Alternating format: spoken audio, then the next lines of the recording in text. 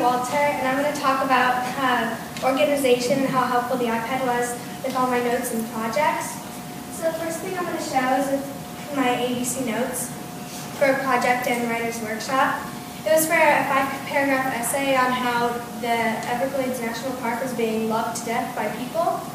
So it was really easy to use ABC notes with all of my main ideas, support, and in-text citations, and how to cite them in parentheticals.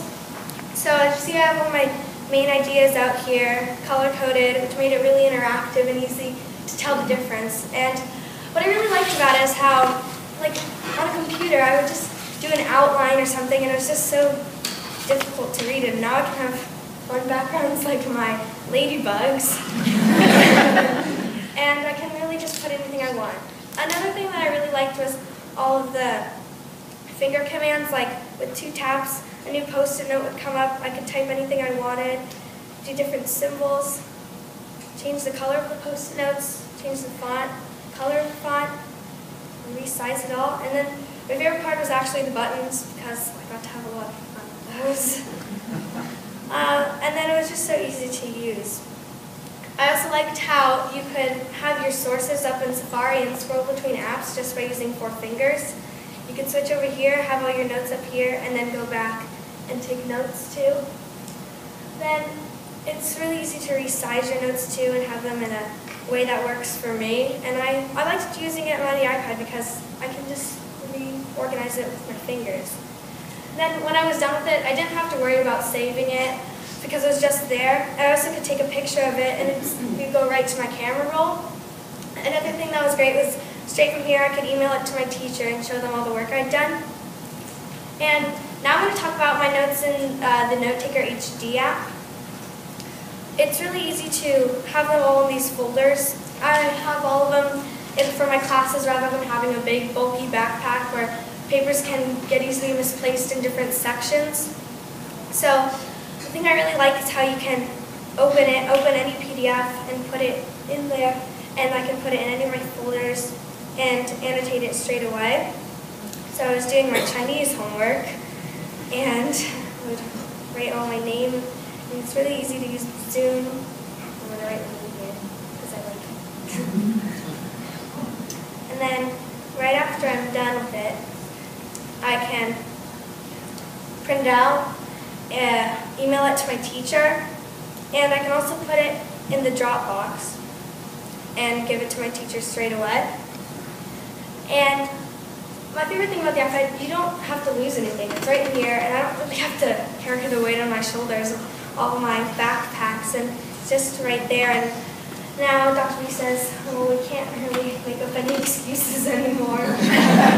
So, thank you. I'm Michael Zane. And for science, Dr. B gave us a trek, kind of like a project, and we had to teach a class on a disease, and we could only use our iPads. So I did the disease cystic fibrosis, which is where the body produces large amounts of mucus in your lungs. My friends told me about this app, Animation HD, and I decided to use it. At first, I thought it was okay, but as I kept using it, I found it to be a fun and interactive app. Without realizing it, I was wanting to make my project, not because I knew it was necessary to finish, but because I was eager to draw and learn new ways to make the figure move. I found it to be a break from school. After a long class or a really long lecture, I was able to free my mind. As I was making it, I realized I was expanding my imagination and I was learning more about my disease. When I showed my friends the final product, they were interested from the beginning of the animation to the very end. Unlike the normal PowerPoint or Keynote, I was able to make my presentation, but in a fun and new creative way. I am going to talk about creativity on the iPad. And my name is Emily Hansel.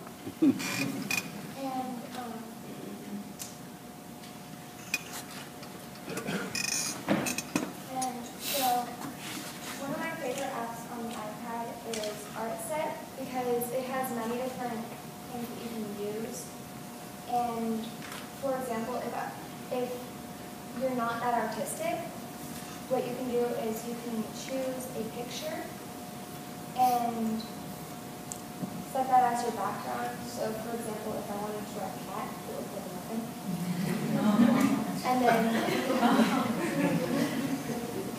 you can choose either crayons, paint, colored pencils, and anything like that. And then what you can do is say that I wanted a hot pink cat.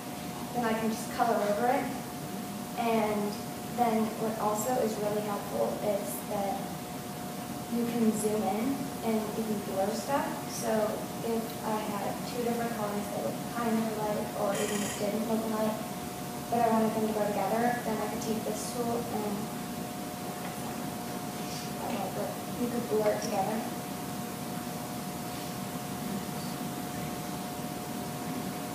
And you can also spread it further.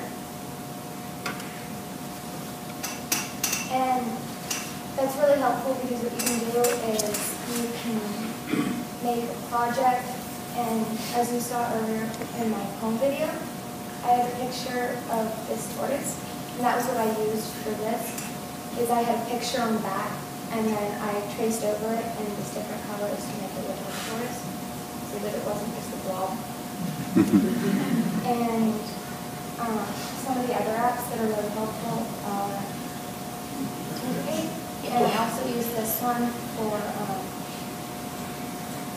my project. And what I did is I choose a background, for example, sticky note. And then what you could do is, if you wanted something to stand out, then you could choose any color. And you could make it on, so then it glows. And this is really helpful because it allows stuff to pop out that otherwise wouldn't, and it allows a creative side and an interesting side to projects that might be otherwise dull.